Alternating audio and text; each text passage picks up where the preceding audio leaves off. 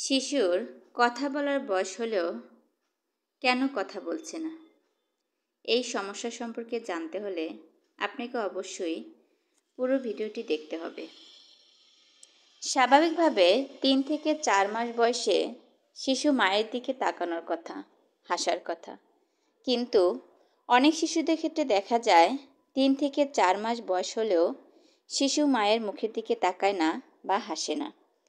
৬ থেকে ৭ মাস বয়সে শিশু বু বু বু, দা দা দা এই শব্দগুলো করার কথা থাকলেও করে না।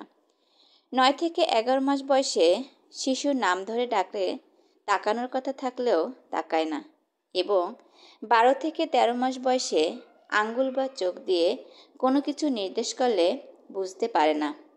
আবার দেখা যায় ৬ থেকে ১১ মাস বয়সে কোনো মতে দুটো শব্দ বাবা আর আম্মা উচ্চারণ করতে পারলেও ২.৫ বছর বয়সে আর কথা বলতে পারে না। সবসময় ঘাড় গুজে বসে থাকাটাই ওর স্বভাবে পরিণত হয়। তখন বাবা মা ডাক্তারের কাছে ছুটেন। মনে অনেক ধরনের প্রশ্ন দেখা দেয়।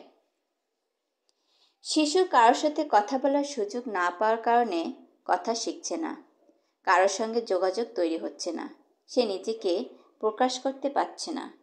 একসময় কথা না বলতে বলতে চুপচাপ থাকা অভ্যাসে পরিণত হচ্ছে। আবার মা বাবা শিশুদের হাতে মোবাইল, টিভি, ট্যাব ইত্যাদি ডিজিটাল ডিভাইস দিয়ে শিশুদের ব্যস্ত রাখছেন। নিজে সময় না দিয়ে সন্তানের হাতে ডিজিটাল ডিভাইস দিচ্ছেন। এতে করে বাচ্চার কথা বলার প্রবণতা কমে যাচ্ছে। সাম্প্রতিক এক বেসরকারি সমীক্ষায় দেখা গেছে স্পিচ থেরাপিস্টের কাছে ইদানিং ২ থেকে ৫ বছর শিশুদেরই ভিড় বেশি। কথা বলতে পারছে না, কারণ বাড়িতে কেউ তার সঙ্গে কথা বলছে না। তাকে দেয়া হচ্ছে মোবাইল কিংবা ট্যাব। মোবাইল বা ট্যাব হাতে দিলে ব্যস্ত মা বাবাকে সন্তানের হাজারো বায়না আর সামলাতে হচ্ছে না। এমনকি তাকে খাওয়ানোর ঝামেলাও হচ্ছে না, কারণ এতে শিশু খাবারের প্রতি আগ্রহ কমে যাচ্ছে। বিশেষজ্ঞরা বলছেন শিশু কারোর সাথে কথা বলার সুযোগ না পাওয়ার কারণে কথা শিখছে না, কারোর সঙ্গে যোগাযোগ তৈরি হচ্ছে না, সে নিজকে অন্যের নিকট প্রকাশ করতে পারছে না। প্রাথমিক উপসর্গ দেখে অনেকে মনে করছেন অটিজম, পরে দেখা যায় আসল সমস্যা অন্য। জন্মের কয়েক মাস পর থেকেই স্ক্রিন টাইম গ্রাস করছে তাকে। বিশেষজ্ঞদের মতে শিশুর চোখের দিকে তাকিয়ে কথা বলা খুবই গুরুত্বপূর্ণ। মজার কথা বলা, যে কোনো আচরণ করলে হাসা সবই চোখের মাধ্যমে বোঝা যায়। ট্যাব বা মোবাইল ধরিয়ে দিলে তা হয় না। শিশু চিকিৎসকদের মতে ট্যাব বা মোবাইল নিয়ে থাকার পরবর্তী সময়ে শিশুর মনোসংযোগ বড় ঘাটতি ধরা পড়ে। সে ভাবতে শেখে না, ফলে পড়াশোনায় মন দিতে পারে না।